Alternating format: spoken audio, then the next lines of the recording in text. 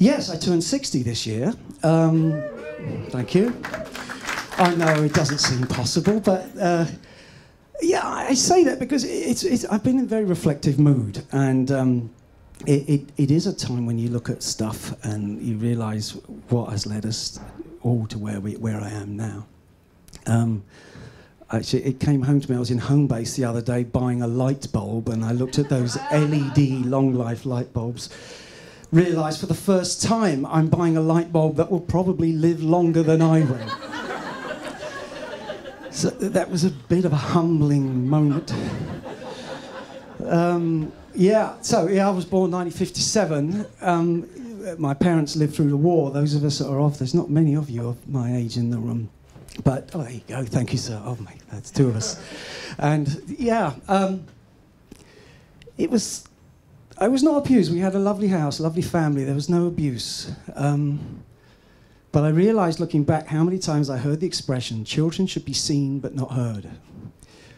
Don't make a fuss. Sit there, do as you're told. Because, people that lived through the war, they had to not make a fuss. They had to do as they were told. That was the way it was. Alongside that, I realised very early on my brother, who's a couple of years older than me, struggled with many things that many of us here are blessed that we don't struggle with. I now know it as to be a cognitive learning difficulty. In those days, it was just referred to as simple. The expression I heard was often, "Oh, your brother, he's a bit simple." It doesn't sound very kind, though oddly, it's actually quite accurate, because when things are simple, he can cope. But the trouble with life is it very quickly becomes quite complicated. It becomes doubly complicated when your parents pass away quite young. So on top of some of the things I had to deal with in my life, I've always had to look out for my brother.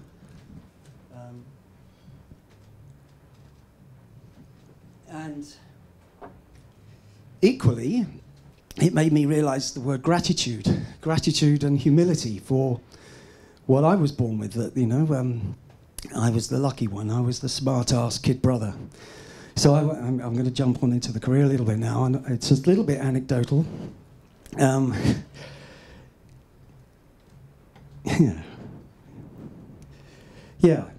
I went through school. I got a physics degree.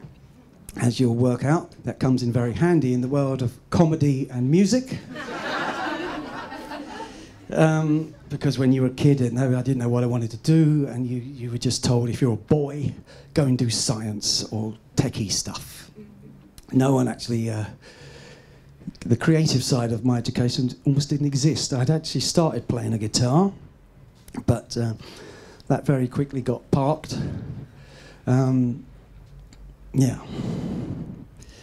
So at 21, I joined the BBC. I was the sound effects guy. The guy that used to do this on radio shows. All this kind of stuff. It was very funny. It must be probably to this date my most favourite job. It's true.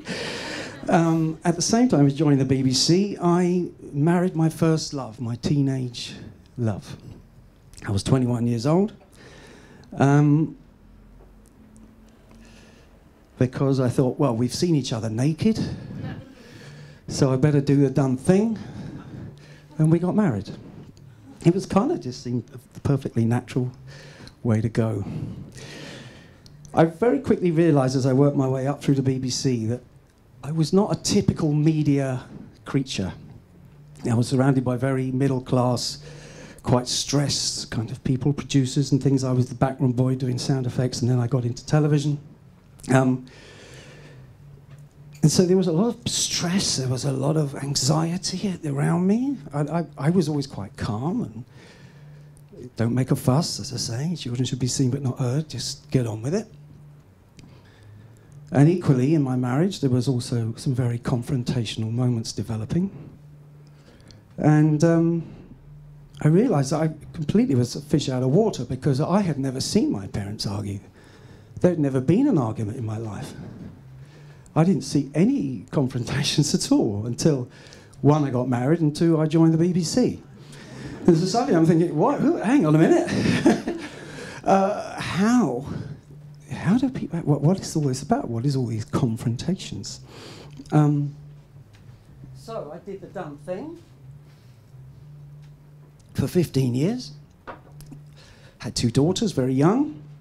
So having grown up knowing nothing about girls and not having a fantastic relationship with my mother, suddenly I was in a house with 3 girls, trying to learn my way with it. Everything changed on May the 1st, 1993, and just as you described, my father passed away very suddenly. And it's funny, I was thinking, listening, that how often we have to go through a trauma or a death or a breakup or a thing in order to wake up. Yes, I'm actually very heartened, I must say, looking around the room, how many of you have woken up considerably sooner than probably I did. Well, that gives me hope for us all, I think. So my father died. I then left the marriage quite quickly because while he was dying, I was very blessed that he was able to tell me, you know what, you don't have to do the done thing. We had to, but you don't. In summary, that was what he was telling me. I left the marriage with that guitar, a bag of clothes. I gave away the house, everything in it, the car, the lot, and I started all over again. It was the only way. While the divorce was going through, I was in another relationship. My son was born. Just before my son was born, my mum died, who couldn't survive, couldn't live without my dad. So, and then, of course, that relationship was doomed to failure. So it sort of went death, divorce, birth, death, and then another breakup. And at the same time, I realised then that I was also now the one that was going to be responsible for looking after my brother. Coincidentally, while this chaos was going, so my whole life then went into a state of chaos. Everything just fell apart. But in the world of television, surprisingly, or not surprisingly, things came at me quite quickly. I was suddenly offered a job directing Have I Got News for You, a comedy satirical news show that some of you may have seen, something called Never Mind the Buzzcocks, various other TV shows. And of course, the further you go up the ladder of doing these things, the more stressful people there are around you. There's more people around you to... So whilst in my private life was utter, complete chaos, I was doing anything I could to fill my mind up with anything to distract from the fear, the pain, the guilt, and everything that was going on in the private life at that time. I was also sent to Los Angeles to do a show called Whose Line Is It Anyway? Did anyone ever seen that? It should have been the highlight of my career, really. But my more abiding memory of this was an executive producer who would pace up and down during every show. And it was an improv show, as some of you know. So, of course, things went wrong. Things didn't go the way you would have liked all the time. So he would just walk up and down just going, fuck, fuck, fuck, fuck, fuck, fuck, fuck, fuck, fuck, fuck, fuck. And every night, for about a month, we had to put up with this. Cool, man, just... go steady. But somehow my calmness and my ability to somehow stay centered while swallowing the anxiety and stress of everybody else somehow worked in my favor, and I kept getting called back to do these things, and Live at the Apollo kicked off.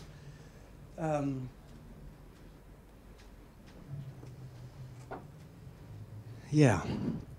I want to jump forward a bit now because whilst all this was going on, I discovered something called biodanza. Anyone done biodanza in the room? Oh, 1, 2, yeah.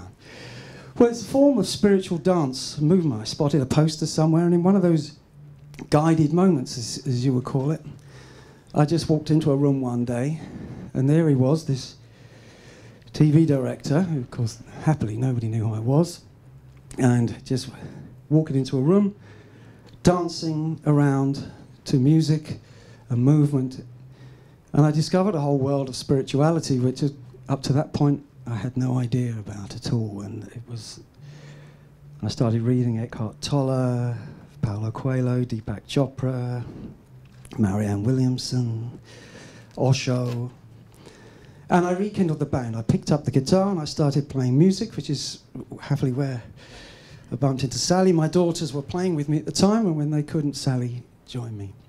And my passion, to come to what you were saying about, in a way I'm almost an example of what you were saying, is my passion for music suddenly came through. One of my big friends at the time, I have a couple of stories. A guy called Stephen, social worker, charming, charming guy. And I spent a lot of time with him. We had a lot in common. Hadn't seen him for a while, and his wife called me and said, "I'm really sorry, Paul, but Stephen's in a bad way. The doctors have told us he's dying." He was 51. "Can you bring the guitar into the hospital?" So I went in with the guitar, slightly apprehensive, walking into an intensive care ward with 4 or 5 very ill people. And she said he hadn't moved. He was on a ventilator. He was, as many of you may be familiar with, the latter stages of cancer. He hadn't said or done anything for some time. And so Helen said, "Sing a song, sing a song." So I looked around the room and I thought, okay, well, maybe I'll just give it a go. So I sang a song called "Listen to the River," which is a Celtic tune that I knew Stephen knew. Long story short, by the end of the song, he hadn't moved at all before that. By the end of the song, his eyes started twitching, his mouth was moving, and there was a little movement in the hand. All of us were crying. It was, I can't explain the moment, I'll never understand it, but the music was definitely going through. Helen said to me, "He's waving to you, he wants you to keep going." I kept going for another 20 minutes or so. By the end of that, he'd actually taken the ventilator mask off. He'd turned a little, and he was actually even trying to sort of chant and sing along while I was playing.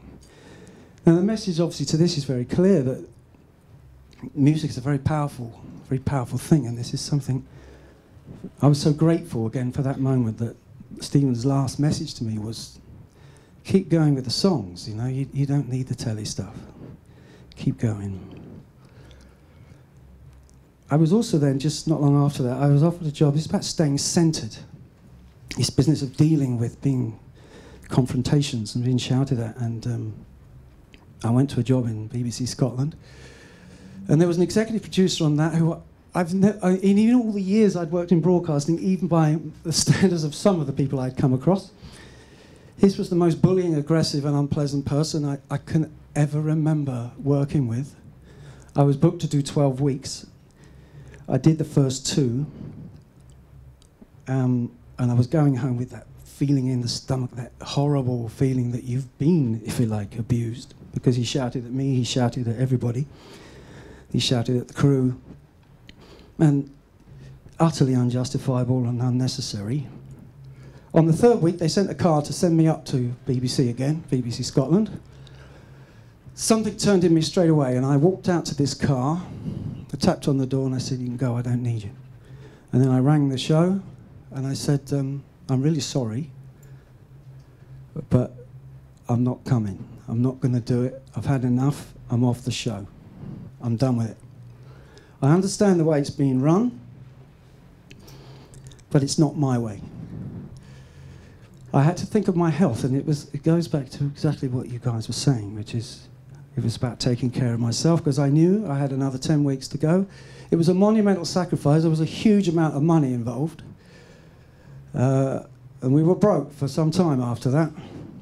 And so it was one of those things where I'm proud that I chose that, because within an hour, the phone was ringing, the texts were coming, the emails were coming, mostly from women. What I didn't know was, on the days I wasn't there, this guy had been misogynist, sexist, unpleasant, and thoroughly horrible, in particular to the women on the show in the office.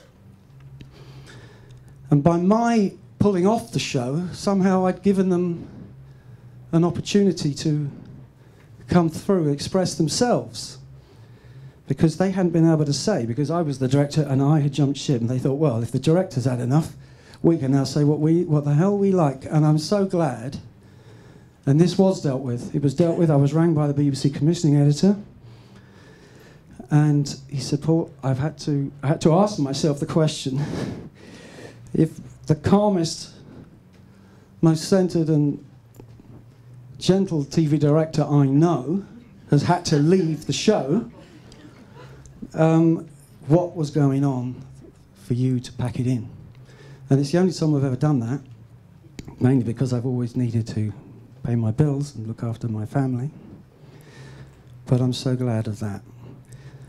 Osho always had a line when I've been with a lot of sannyasins. My name is a sannyasin name these days. That if you go about your life with authenticity and with your truth, you'll have more real problems but less imaginary ones. In other words, the imaginary ones are the ones that your mind makes up. It's the fear and the guilt, and if I do this, it'll all go horribly wrong. But so I'm so glad that in a way that's what I did. So the pain, these challenges, and all the stuff that's gone on, I'm so grateful for it. And I've been very blessed. I have worked with a lot of the fantastic best comedians in the country, and there's been some lovely, lovely moments. And there's also been some challenges. I'm going to end with a song. Osho also said, one of his big catchphrases was live, love and laugh. So in a way, yeah, that's what I've been doing. You've just been on a European tour. I have, yeah. I've been allowing myself more time. The songs have very much since the episode with Stephen, the songs have been coming through.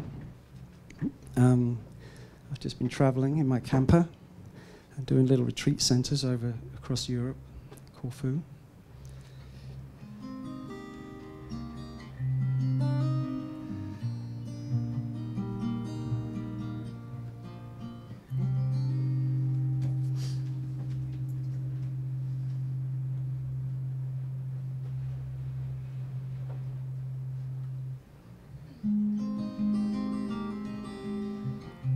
The song's just called All I Can Be.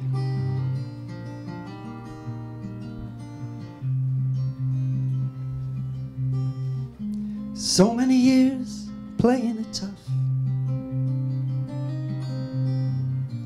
only believing it's not good enough. But now I'm deep in the mystery, holds no fear, it's all fine by me. I found my voice, every day I've got a choice.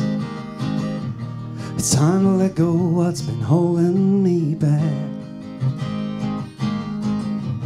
It's time to love all that's in me. Yes, it's time to love all I can be. All I have is the here and now, knowing I'm guided along somehow. My heart will win the fight over mind. Okay, it's taken quite a long time. Found my voice, every day I've got a choice. It's time to let go what's been holding me back. Time to love all that's in me. Yes, it's time to love all I can be.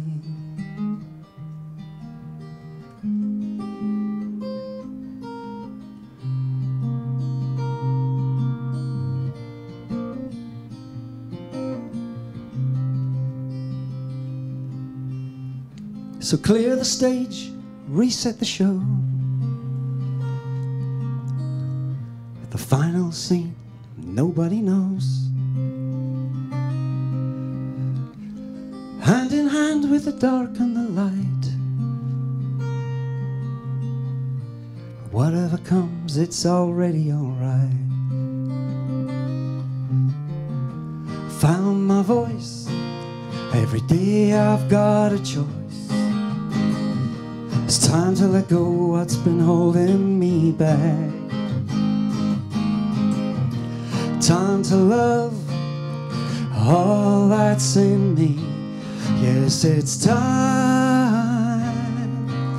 time, time to love all that can be.